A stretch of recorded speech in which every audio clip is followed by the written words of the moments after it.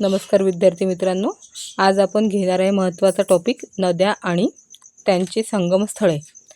आता MPSC मध्ये नवीन pattern आलेला आहे की नद्यांचा संगम कुठे आहे यावरही प्रश्न येतात। जसं की गोदावरी आणि प्रवरा ह्या नदींचा संगम कुठे होतो, त्यांचं गाव विचारू शकते, तालुका किंवा जिल्हा असंही येऊ शकतं। आणि याच्यावर बरेच असे MCQ आलेले आहेत याही आधी, जे आपण यानंतरच्या व्हिडिओजमध्ये कव्हर करायचा प्रयत्न करूया।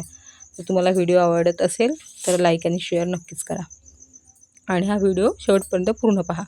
यावर आपण रीलही बनवलेली आहे शॉर्टमध्ये 30 सेकंदात, ज्यामध्ये तुम्हाला वाचता ती जर रेफर करायची असेल तर ती रेफर करा आणि वाचून जर हवं असेल तर हा व्हिडिओ बघा। तर महाराष्ट्रातील आपण घेत आहे प्रमुख 10 नद्या आणि त्यांची संगमाची ठिकाणे। लक्षात ठेवायचे आपल्याला, गोदावरी आणि प्रवरा ह्यांचा संगम होतो टोके या गावी। टोके हे नेवासामध्ये आहे, नेवासा आणि अहमदनगर जिल्ह्यामध्ये आहे। यानंतर भीमा आणि मुळा मुठेचा जो संगम आहे ह्यांचा संगम होतो रांजणगाव पुणे। हे रांजणगाव पुण्यापासून जवळ आहे। यानंतर गोदावरी आणि प्राणहिता, प्राणहिता ही नदी बनलेली आहे वर्धा, वैनगंगा आणि पैनगंगा ह्यांनी मिळून, आणि हेचा संगम होतो गडचिरोली या जिल्ह्यामध्ये।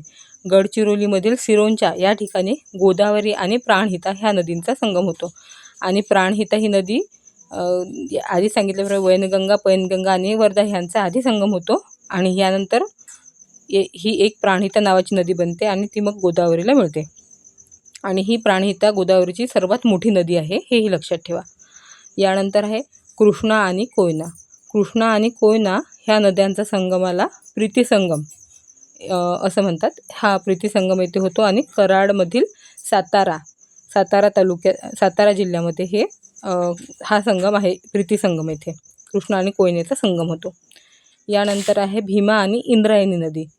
भीमा आणि इंद्रायणी, भीमा नदीला आपण पंढरपूरमध्ये चंद्रभागाही म्हणतो, तीच ही नदी आहे भीमा नदी। भीमा आणि इंद्रायणी ह्या दोहोंचा संगम आपल्याला तुळापूर, जे पुणे जिल्ह्यामध्ये येते, तुळापूर इथे पाहायला मिळतो। भीमा आणि इंद्रायणीचा तुळापूर इथे। यानंतर आहे गोदावरी आणि सिंधफणा।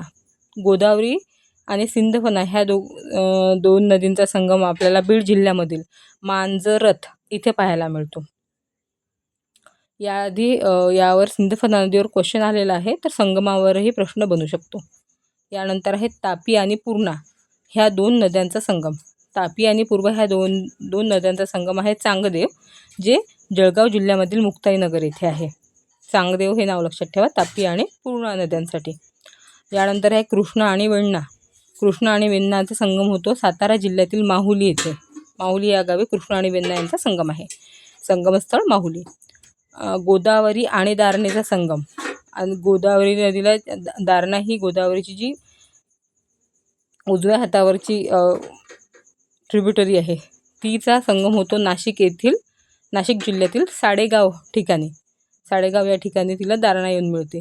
आणि यानंतर आहे मुळा आणि मुठा नदी। मुळा आणि मुठेचा संगम होतो ह्या ठिकाणी पुणे शहरामध्ये। पुणे शहरामध्ये मुळा मुठेचा संगम आहे, एवढं लक्षात ठेवा। मुळा मुठा संगम पुणे शहर। यानंतर तुम्हाला कुठल्या विषयावर जर कुठल्या दुसरे सब्जेक्ट्स यांच्यावर जर महत्त्वाचे टॉपिक्स आलेले PYQ व्हिडिओ लागत असेल तर आपण कमेंट्स करून नक्की सांगा। थँक्यू।